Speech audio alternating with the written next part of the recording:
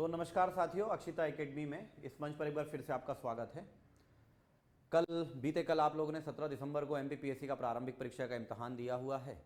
चूँकि एक जानकारी तो आपको लग ही गई होगी कि क्या संभावित कट ऑफ हो सकता है, उसी सिलसिले में बात करना है। लेकिन इस रिवाज को जब तक हम भी ना करें और बाकी के कोचिंग संस्थान भी ना करें, तब तक तो ये रिवाज अधूरा माना जाता है। तो अपना अपना अनुमान है। हम ये कट ऑफ कल भी आपको बता सकते थे, लेकिन हमने एक दिन का इंतज़ार किया ताकि कुछ और ऐसे रुझान मिल जाएं, कुछ और विद्यार्थियों से ऐसी बात हो जाए जो कि लगातार इस इम्तहान को लंबे समय से देते आ रहे हैं। तो अभी तक जो डेटा प्राप्त हुआ है उसके आधार पर नंबर ऑफ पोस्ट जो इस साल हैं, आप देख ही पा रहे होंगे अभी इस स्क्रीन पर कि जो टोटल नंबर ऑफ पोस्ट हैं उसके आधार पर, प्रश्नों के स्तर के आधार पर, और इसके अलावा अलग अलग की कैटेगरी में कितनी पोस्ट हैं उसके आधार पर सीधे जल्दी से आपको हम मतलब कट ऑफ की बात कर रहे हैं कि कट ऑफ कितना हो सकता है।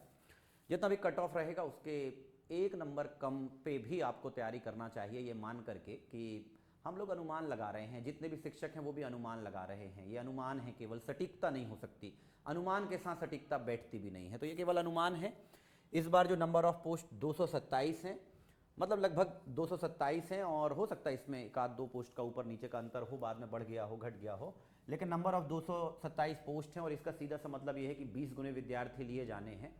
तो मोटे तौर पर लगभग 7,000 के आसपास अभ्यर्थी जो हैं वो प्रारंभिक परीक्षा में चयनित होंगे, मोटे तौर पर। क्योंकि 20 गुना के में जो भी अंतिम अंक रहेगा, तो अंतिम अंक में आने वाले सभी उम्मीदवारों को शामिल किया जाता है, तो लगभग 22 गुने का औसत बनता है। और इस हिसाब से लगभग 7,000 के आसपास विद्यार्थी इस एग्जाम को क्लियर करेंगे।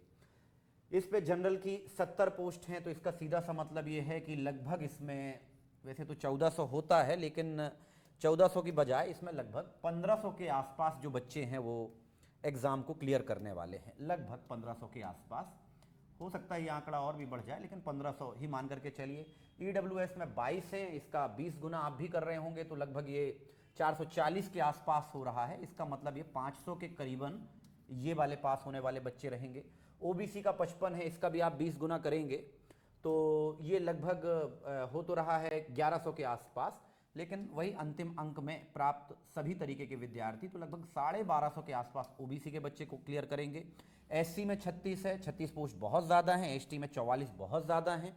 एससी और एसटी के बीच में 8 पोस्ट वैसे भी ज़्यादा, तो एसटी का कट ऑफ जैसे इस बार कम रहेगा, और एससी की भी पोस्ट तुलनात्मक रूप से ठीक ठाक हैं। तो 36 के हिसाब से ये जो आपका बनेगा 720 और 720 अभ्यर्थी, इसका मतलब लगभग 850 एससी और इसके अलावा एसटी में 44 हैं, तो इसका भी मतलब समझ लीजिए कि 880 लगभग 1000 के आसपास ये मतलब ये हिसाब रहेगा। इस तरीके की कैटेगरी है, इतने अभ्यर्थी अलग से पास होंगे। पहले तो सभी लोग, ये जनरल कहना गलत है, इसको जनरल नहीं कहना चाहिए, सामान्य नहीं कहना चाहिए। इसके लिए सबसे सही शब्द है अनारक्षित। अनारक्षित का मतलब जिसमें कोई आरक्षण नहीं, इसका मतलब जिसमें प्रत्येक कैटेगरी भाग ले, वो ही अनारक्षित है। तो ये जनरल कहने का चूंकि परंपरा है, इसलिए हमने जनरल लिख दिया इसमें। बाकी ये जो है ये नंबर ऑफ पोस्ट और उसके आधार पर पास होने वाले संभावित अभ्यर्थियों का संख्या ये रहेगा।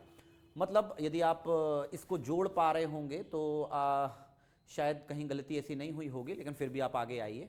इसके बाद देखिए जो प्रश्नों का स्तर है, वो प्रश्नों का स्तर ये हमारा अपना नजरिया है। पेपर को कई बार अवलोकन करने के बाद हमने ये पाया कि ऐसे प्रश्नों की संख्या जो कि वाकई में अत्यंत कठिन थी, मतलब जो लंबे समय से यूपीएससी पीएससी के इंटरव्यू दिए हों, जो बच्चे किताबें लिख रहे हैं, जो लोग कोचिंग संस्थान में लंबे समय से अपनी अपनी विषयों के लिए सेवाएं दे रहे हैं, उन सारे लोगों के लिए भी कोई भी विषय का विशेषज्ञ, सामान्य तौर पर ऐसे 9 सवाल जरूर थे जो 9 सवालों का उत्तर सबके लिए बराबर था। मतलब उसमें ए बी सी डी क्या लगा देना है, वो आखिरी पल में उन्होंने जो लगाया है। तो इस पे तो ये मान लीजिए कि इसमें एक इंटेलिजेंट बच्चा जो कि बहुत ही प्रोग्रेसिव अप्रोच का और बहुत ही तार्किक तरीके से सवालों को सोचेगा, उसके ही इसमें मतलब तुक्के में संयोग से 33% ही तुक्का लगने की संभावना रहती है, तो 3। लेकिन ये मान लीजिए कि इसमें सिलेक्शन वाले बच्चे के लिए इसमें 3 या बहुत यदि ऊपर बढ़ जाएगा तो 4 नंबर सही रहेंगे। कट ऑफ ऐसे ही क्लियर होता है। कठिन सवाल जो है 28, तो कठिन 28 सवालों में, कठिन सवालों को ये असल में किसी भी एग्जाम में जो सबसे निर्णायक भूमिका निभाता है वो ये वाला हिस्सा कहलाता है, कठिन सवाल। अति कठिन से कभी कट ऑफ डिसाइड नहीं होता। कठिन सवालों को आपने कितना सॉल्व किया। पास होने वाले बच्चे से ये उम्मीद तो जरूर की जा सकती है कि कम से कम वो कठिन के कई सवाल निकाल ले। अगर ये थोड़ा सा नंबर बड़ा भी है तो 20 तो जरूर निकालना चाहिए, क्योंकि इतनी सी जगह है और इतने सारे लोगों को आना है, तो बहुत कम जगह है, बहुत बड़ा कंपटीशन है। केंद्र से मतलब आज से अगर मेरे से कोई पूछे कि 7 साल पहले 8 साल पीसीएस कैसे होता था, पीएससी का एग्जाम, तब चीज़ें अलग थी। तब ग्रुप बटा हुआ था कि इन बच्चों को बैंकिंग में जाना है, इन बच्चों को एसएससी में जाना है, इन बच्चों को ही सिविल में जाना है, इन बच्चों को सब इंस्पेक्टर में जाना है, इन बच्चों को व्यापम के वनडे एग्जाम, इनको रेलवे का एग्जाम, इनको एसएससी सीजीएल, ये इस तरीके के ग्रुपों में डिवाइडेशन, ऐसा वर्गीकरण था। चीज़ें बदली हैं 2014-15 के बाद से, सारे का सारा समूह एक साथ हो गया है। इकलौता एग्जाम यही है जो कम से कम जिसकी गारंटी है कि हर साल होनी है, जो डिले नहीं चल रहा है। और ये अलग अलग स्टेट के बच्चे भी आपस में आकर के प्रतियोगिता कर रहे हैं। तो इसलिए अब जो माहौल है पिछले 10 सालों में, देखिए बच्चों का पढ़ाई का स्तर भी बढ़ गया है, ये बात बिल्कुल सही है। आज से मतलब जो पहले भी स्टूडेंट सेलेक्ट होते थे तो मेहनत तो करते ही थे, लेकिन आज ये वाली बात नहीं रहती कि बच्चे को कहना पड़े कि तुम पढ़ाई करो, स्टूडेंट को गंभीरता ये वाली बात नहीं बताना पड़ी थी। वाकई में मध्य प्रदेश में सिविल सेवा के जो अभ्यर्थी हैं, इनका पढ़ाई का स्तर बढ़ा है, इसलिए ये चीज़ें थोड़ा कंपटीशन ज़्यादा हो रहा है। तो देखिए अगर मध्यम सवालों की बात करें तो मध्यम में भी एक बच्चा जो है वो करीब मध्यम लेवल के सवाल में अगर वो होशियार है तब की बात कर रहे हैं, तो लगभग उसको 28 या 29 सवाल के आसपास इसको सही कर लेना चाहिए, तो वो अपने आप को पास माने। सरल सवाल जो है इनमें गलती तो होती है, किससे नहीं होगी, गलती होगी। जब तक अपन ह्यूमन हैं तो ह्यूमन मिस्टेक होंगी, यदि अपन मानव हैं तो मानवीय गलतियां होंगी, वो अपने साथ छुपा हुआ है। किसी से भी ये 26 प्रश्नों में ऐसा नहीं, और कई बार सोचते होंगे आपकी मैंने तो वो सवाल कई तो कुंजीलाल दुबे भी गलत कराए होंगे, तो कोई अपराध नहीं हो गया है वो। ये इसी को ही कहा जाता है कि ये मानव होने की निशानी है, गलतियां होती हैं, होती रहेंगी, बार बार होंगी, लेकिन फिर भी मतलब जो पढ़ने वाला स्टूडेंट है वो इसमें मुश्किल से 2 या 3 सवाल गलत कर सकता है, लेकिन फिर भी मान लीजिए आप कि उसको इसमें से करीब 23 या 24 क्वेश्चन सही निकालने ही होंगे। वैसे तो 24 निकालने चाहिए, लेकिन फिर भी ऐसा हो जाता है। पूरी चीज़ों को यदि हम जोड़ें तो इससे ही आपका कट ऑफ निर्धारित होता है। जैसे कि यहाँ पर 4, 20 और 4 24, 24 और इसके बाद फिर ये आपका 29 और 24, 24 और 24 48, और 48 के बाद 29। तो ये आंकड़ा जो बैठ रहा है, ये मतलब मेरे से कैलकुलेशन में गलती नहीं हो सकती है, आप लोग कमेंट में ये ना कहिए कि आपसे गणित नहीं आती, मैं वो करने के इरादे में भी फिलहाल नहीं हूँ। तो ये जो लगभग मेरे हिसाब से बैठ रहा है वो 77 मार्क्स बैठ रहा है, 77 मार्क्स। मेरा अपना ये अनुमान है, अपना ये अनुमान है, अनुमान केवल अनुमान, कि 77 सवाल वाले को जनरल के, मेल के, बॉयज को, मतलब मेल या बॉयज, उसको 77 नंबर जिसके ठीक हैं उसका रिजल्ट में 99% नाम आना चाहिए, 77। और वो इस तरीके का वैज्ञानिक वर्गीकरण करने के बाद की चीज है कि 77 नंबर में होना चाहिए। बहुत खिंचे, बहुत खिंच जाए 78 हो सकता है, बस 78 के बाद मुझे नहीं लगता है कि 79 वाला नंबर मतलब 158 मार्क्स आपको मिलेगा। मेरा ख्याल ये है कि वहां पर 156 जो लिस्ट रहेगी वो 156 नंबर आपको मिलेगी, ऐसा अनुमान है। ठीक, तो इसी के आधार पर मतलब 77 मार्क्स कट ऑफ निकालने के लिए यही वैज्ञानिक तरीका है कि हम पीक लेवल का स्कोर देखें, फिर उसके बाद पीक लेवल में बच्चे बहुत कम रहेंगे। मतलब ऐसा नहीं कह रहे हैं हम कि किसी बच्चे के नंबर 83 नहीं होंगे, किसी के 85 नहीं होंगे, 88 भी होंगे प्रदेश में। 88 की संख्या होगी 2-3 बच्चे, उस दिन उसका दिन बहुत ही अच्छा रहा होगा, बहुत ही अच्छी चीजें रही होंगी, सारी चीजें फेवर में चली हुई। 88 कितने लड़के पाए होंगे पूरे प्रदेश में? 10। उसके बाद 87 में हो सकता है नंबर 20 बढ़ जाए, फिर उसके बाद 86 भी होंगे, 85 भी होंगे, 84 भी होंगे। लेकिन मेरा यह मानना है कि 88 से लेकर के 80 तक ये क्रमशः 10, 20, 30, 40, 50 ऐसे ही बड़े होंगे। और मतलब जो अभी मैंने आपको पीछे बताया, जो पीछे बताया आपको कि 1500 जो पोस्ट हैं, मतलब मेरे को ये लग रहा है कि 80 के ऊपर तक में मुश्किल से पोस्ट भरी होंगी, 400 के आसपास, 500 के आसपास बच्चे। लेकिन 79 के में अब कंपटीशन, जैसे जैसे गिरावट होती है कंपटीशन बढ़ता है।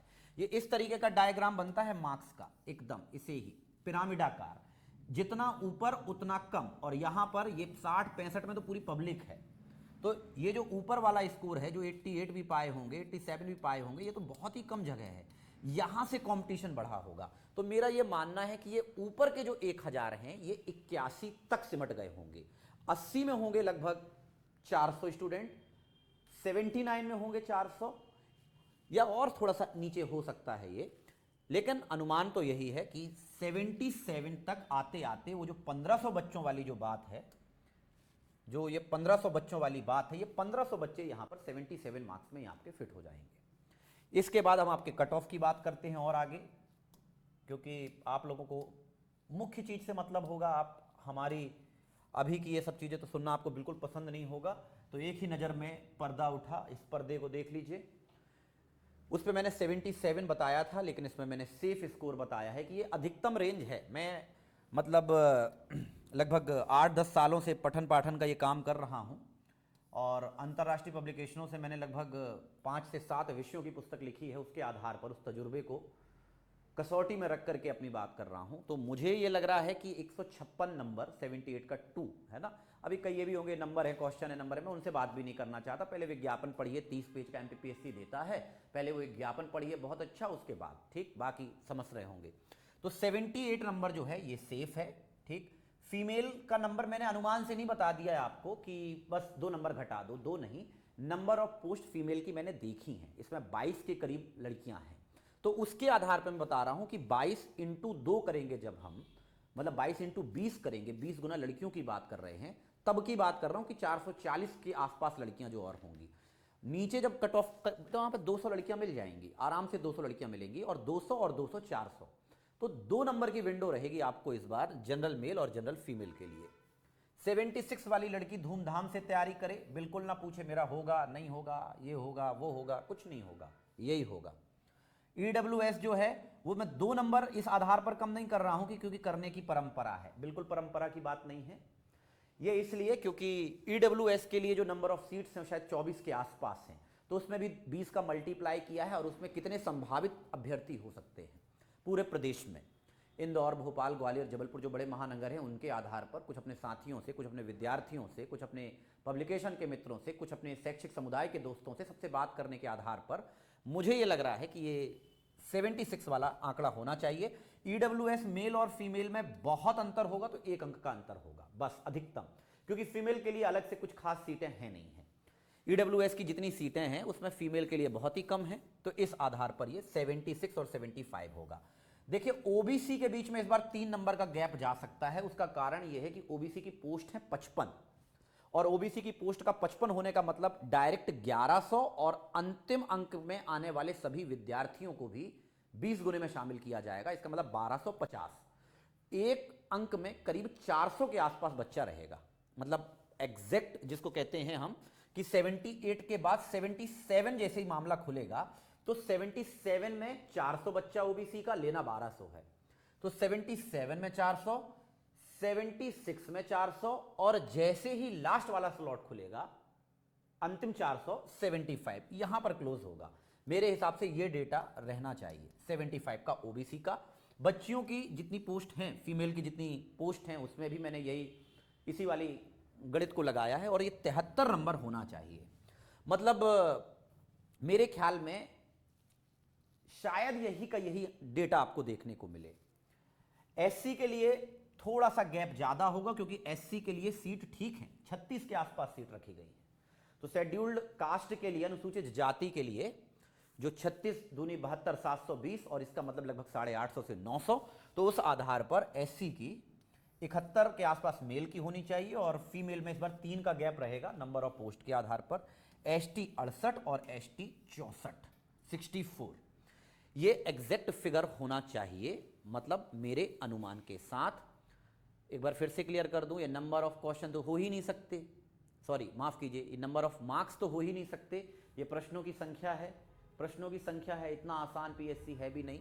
कई लोग जरूर कट ऑफ बोलेंगे कि 82 81। देखिए कई बार क्या होता है कि जो बिगिनर्स रहते हैं, जो एकदम शुरुआती दौर में हैं, उनको वो सवाल याद रहते हैं जो उनसे बने हैं, उसके आधार पर वो पेपर को बता देते हैं आसान।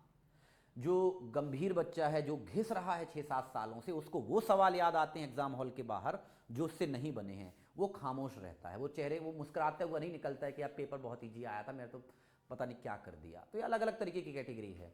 कट ऑफ इसलिए 1-2 दिन बाद ही उसका सही अंदाज़ा लगता है, तो बहुत बड़ी विंडो नहीं लेने की ज़रूरत है। ये आपका कट ऑफ है, लेकिन कुछ कैटेगरी और भी हैं, जैसे हमारे जो विशेष श्रेणी के अभ्यर्थी हैं, दृष्टिबाधित, श्रवण बाधित, है ना, अस्थि बाधित या बहुविकलांगीय, एमडी, मल्टीपल डिसेबिलिटी, तो उनके लिए भी हमने जो अंदाज़ा लगाया हुआ है वो ये रहेगा आपका।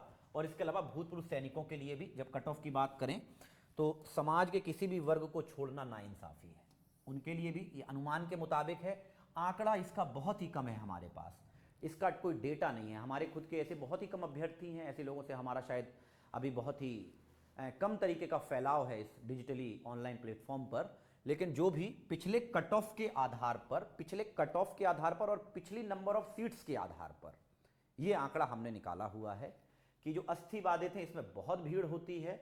इनका कट ऑफ तो कैटेगरी, मतलब जो एससी कैटेगरी का मेल रहता है उसके आसपास का ही रहता है फिर भी, लेकिन 69 वाले को अस्थि बाधित में होना चाहिए। ठीक, श्रवण बाधित और बहुविकलांग, इनका नंबर इस बार 48 होना चाहिए। दृष्टि बाधित, उनका स्कोर इस बार 57, अंतिम अभ्यर्थी को शामिल कर लेना चाहिए। ये इसके लिए अनुमान क्या है? इसके लिए अनुमान है पिछले साल की सीटें, पिछले साल के कट ऑफ, इस साल की सीटें, इस साल का जो पेपर का लेवल है, उसके आधार पर यह आंकड़ा होना चाहिए। भूतपूर्व सैनिक शायद ही मेरे को कोई देख रहा होगा, लेकिन भूतपूर्व सैनिक में जो जनरल की जो लिस्ट है वो 56 के आसपास, मतलब 112 अंक के आसपास, ये भी नंबर ऑफ पोस्ट के मुताबिक। ओबीसी 48, पिछली बार 96 मार्क्स था, इस बार भी लगभग वही रहेगा। देखिए वो असल में क्या है कि वो हमारे जो आर्मी से रिटायर भाई बहन होते हैं वो लंबे समय से पढ़ाई छोड़ देते हैं, तो वो एक लेवल तक ही पढ़ाई पे जा पाते हैं और उसके बाद वो अपीयर हो जाते हैं। तो इसलिए उनको इससे फर्क भी नहीं पड़ता कि पेपर सरल आया था कि कठिन आया था, क्योंकि उनके लिए पेपर का मतलब ही होता है कि हमारी रेंज, हमको 60 नंबर तो पाना ही है। व्यक्ति को जितना लक्ष्य दिया जाता है, व्यक्ति उस लक्ष्य को ही अचीव करने की कोशिश करता है। तो इसलिए उनके लिए पेपर सरल आया था कि कठिन नहीं आया था उनको पता भी नहीं होता। ये आंकड़ा कमोबेश उसी के इर्द गिर्द रहेगा, बस 48। ईडब्ल्यूएस के लिए 46, एससी के लिए 46 और एसटी के लिए 45। देखिए इस पे मेरा पूर्णतः, इस पे मतलब कट ऑफ बताने पे इन 3 श्रेणियों में मैंने कोई तरीके की तार्किकता नहीं लगाई है, बस ये पिछले श्रेणी के कट ऑफ के इक्वल हैं बस। अब इसमें 1 या 2 नंबर मेरे पास ना तो दिखे, अपना बौद्धिक पूंजी का निवेश करने के लिए मेरे पास आंकड़े होने चाहिए, ऐसे लोगों से बात करने का होना चाहिए। इसके लिए मेरे को उनसे ये भी समझना चाहिए कि भाई पेपर में तुम लोगों को किन किन प्रश्नों में जटिलताएं हो रही हैं। तो ये वाली श्रेणी के बारे में हम किसी तरीके का दावा नहीं करते, इसके आधार पर हमारा अनुमान ये है और पीछे जो है वो ये है। ठीक, जितना भी आपका स्कोर है इससे कम है तो उम्मीद, विश्वास, आने वाले भविष्य और इन सब की कल्पनाएं व्यक्ति को जीना सिखाती हैं। 1 साल का इंतज़ार नहीं करना है। इस बार प्रारंभिक परीक्षा में सबसे सुखद संयोग तो ये है कि 1 साल का इंतज़ार नहीं करना है। देखते देखते ये साल कट जाएगा, देखते देखते नया साल आ जाएगा, देखते देखते फरवरी कट जाएगी, मार्च बहक जाएगा, क्या कैसा होगा, फिर से एडमिट कार्ड आ जाएगा। ऐसा वक्त बिल्कुल हाथ में रखी हुई रेत के जैसा है, किस पल धीरे धीरे जा रहा है। सडन एकदम से उसका एडवर्टीजमेंट आएगा, फॉर्म भरे जाएंगे, लोग इसका रिजल्ट आएंगे, उसकी चर्चा करेंगे, ये प्रश्न डिलीट, वो प्रश्न डिलीट हुआ, ऐसा हुआ, वैसा हुआ, फलानी कोचिंग ने ये कहा, ये सब चीज़ों से सिविल सेवा नहीं निकलती है। पढ़ाई कीजिए, प्रॉपर नोट्स बनाइए। बड़ा मतलब मैं बड़ी हैरत होती है मुझे जब मैं एग्ज़ाम के एक दिन पहले देखता हूँ, एग्ज़ाम के एक दिन पहले महा मैराथन क्लास, अंतिम प्रहार, महा मैराथन क्लास। इन सब बचकानी चीज़ों से बचिए, टेक्स्ट बुक को अपना मित्र बनाइए, किसी एक तरीके के टीचर को पकड़िए, उसमें विश्वास कीजिए, उसके अनुभवों को साझा कीजिए, सब्जेक्ट बाय सब्जेक्ट स्टडी कीजिए, सिलेबस का कोई हिस्सा मत छोड़िए, प्रॉपर तरीके से रिवीजन करते रहिए, 6 घंटे ही सही निरंतरता रखिए। और ये निरंतरता है, हो सकता है कि जो अभी आपने आज पढ़ा है वो काम आए 24 अप्रैल को, 23 अप्रैल का नॉलेज काम नहीं आता है। 23 अप्रैल को यदि आपको पढ़ने की जरूरत पड़ रही है, इसका मतलब आप एग्जाम से वैसे भी दूर हैं। तो इन सब चीजों से बचिए। सिविल सेवा का exam, proper knowledge, proper guidelines, proper direction, proper strategy और उसके बाद ईश्वर का साथ। भाग्य के बिना ये एग्जाम भी नहीं निकलता है। इन सभी चीज़ों को लीजिए। जो अलग अलग तरीके की चीज़ें हैं, ये भी पढ़ लो, वो भी पढ़ लो, अंतिम 1000 सवाल, अंतिम 4000 सवाल, अंतिम 25, ये सब नहीं। सिलेबस के कॉन्सेप्ट क्लियर कीजिए, सवालों को हल कीजिए और चीज़ों को लेकर के चलिए। जो मुझे पहली दफ़ा सुन रहा है वो मेरे से जुड़ने के लिए जो भी इसकी औपचारिकताएं हैं यूट्यूब की, वो पूरी करे। बहुत जल्द ही आपसे हम मेंस की जो कक्षाएं हैं वो यूट्यूब में लाइव लेंगे, जो पूर्णतः निःशुल्क रहेंगी। आप एथिक्स पढ़िए, सभी समस्त 6 पेपर, मतलब अतिशयोक्ति है ये कहना कि समस्त 6 पेपर मैं पढ़ाऊंगा, लेकिन मैं पढ़ाने का प्रयास ज़रूर करूंगा। मैं एक विद्यार्थी ही हूं, मैं समस्त 6 पेपरों को आपको पढ़ाऊंगा। उसका एक आध सेगमेंट ऐसा होगा जो शायद मुश्किल होगा मेरे लिए पढ़ाना, उसके अतिरिक्त सभी 6 पेपर में इसमें कराने की कोशिश करूंगा। आप आइए, प्रीलिम्स पढ़िए, मेंस पढ़िए, मेरे साथ जुड़िए, बेहतर होगा, बेहतर परिणाम मिलेगा। और आशान्वित रहिए।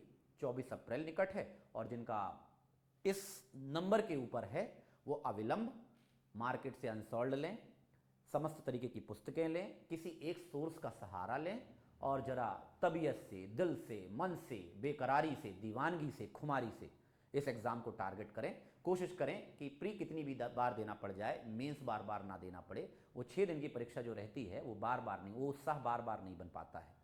तो एक बार जरा दिल से एक शानदार इस तरीके का जोर आजमाइश कीजिए कि एक ही बार में बात बन जाए। ठीक, मुझे सुनने के लिए आप लोगों का बहुत सारा धन्यवाद। इसी तरीके से हमसे जुड़ते रहिए और खूब सारा पढ़ते रहिए। शुभ रात्रि, शब ब खैर।